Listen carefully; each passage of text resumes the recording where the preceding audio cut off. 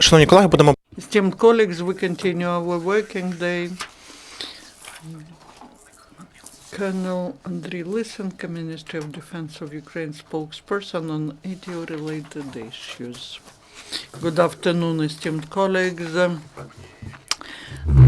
On the events in the ATO zone during the last 24 hours, in Lugansk direction, the enemy 7 times was shelling at our positions.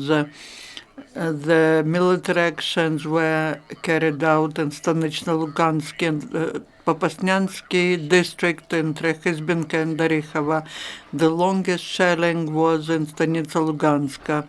There were 7 military shellings, 1 from heavy weaponry in Lugansk direction during the last 24 hours. Donetsk direction. In Avdiivka yesterday there were several powerful and long mortar shellings by the enemy. More than 60 mines of different caliber were launched at our positions. All of them were lasting for minimum 30 minutes. In Semigirya, which is to the east from Svetlodarsk, there was a military clash between the forces of ATO and the enemy. The battle lasted for 15 minutes. In total, in the Donetsk direction, there was 1 military combat, 6 shellings, 5 from heavy weaponry. Mariupolsky direction in Krasnogorivka and also at the front section Pavlopil-Shirokino, the occupants were actively using mortars and snipers. Ukrainian forces had to several times respond. In total, in Mariupolsky direction, there were 17 enemy shellings, 4 from heavy weaponry. During the last 24 hours, and the result of active military actions, 1 Ukrainian serviceman was killed, 2 wounded. Also, 1 serviceman who previously received wounds in the ATO zone died in the hospital of the city of Zaporizhia. We express our condolences to the family and close by of the perished servicemen. The information of the intelligence from Donetsk in direction of Alexandrivka, a multifunctional complex of radio-electronic warfare 2BM, was moved. Also on the 31st of October and the 1st of November, the batch of Russian drones Orlan 10 arrived to equip the so-called separate platoons of the radio-electronic warfare. The commandership of the enemy is conducting the policy of hiding the losses among Russian occupational forces. In local cemeteries, the special sections are allocated to bury Russian servicemen, the bodies of who are not identified.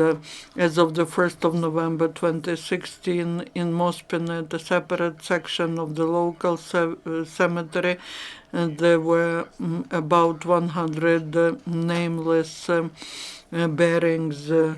This burying, they are burying people without the coffins, not very deep, and this attitude to the perished occupants could lead to contamination of the environment, and perfectly illustrates the attitude of the leaders of illegal armed group and Kremlin to the so-called Russian world material. The police of Toretsk detained the former militant who was first working for the militants and then left the illegal group because he did not receive money. The Ukrainian Special Services detained the 30 years old Russian in 2014 who From that time on, that women continued to spread information which jeopardized territorial integrity of Ukraine and raised the international hostility and discredited Ukrainian state. The Ukrainians security service prevented an attempt to bring weaponry from the ATO area to mainland Ukraine. Also, SBU had revealed one more storage with weaponry near Shorokin, which contained 2 mortar and 1 field mines. Also yesterday, the policemen prevented transportation of ammunition to the peaceful territory of Ukraine. In Novgorodka, when checking the parcel which was planned for delivery to Kiev, the law enforcement found 4 grenades, 5 charges, and 47 cartridges. Also in Avdiivka, local law enforcers revealed a grenade launcher which belonged to one of the residents.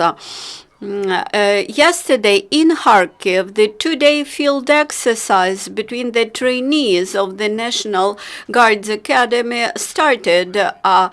The legend of the exercises provided for the defense of a checkpoint and counteraction to adversary groups of the conventional enemy.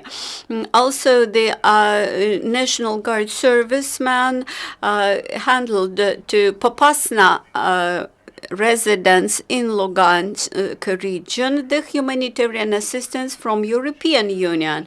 These were clothes, deliverables, and other necessary things to vulnerable groups of population.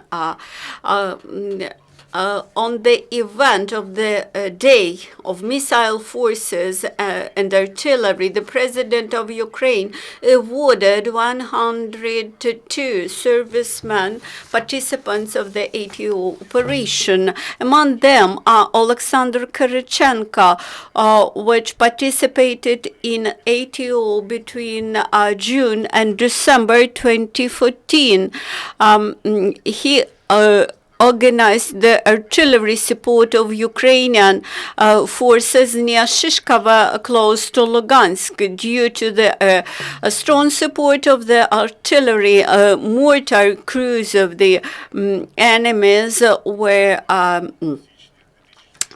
destroyed, and the enemies repelled with huge losses. Another serviceman who was awarded this was Lieutenant Alexander Vasilyev, which organized strong fire in January 2015 and thus stopped the offensive of the occupants near Gorlivka. The enemies experienced huge losses and left damaged weaponry on the field. Later in 2015, Lieutenant Vasilyev participated in counteraction to the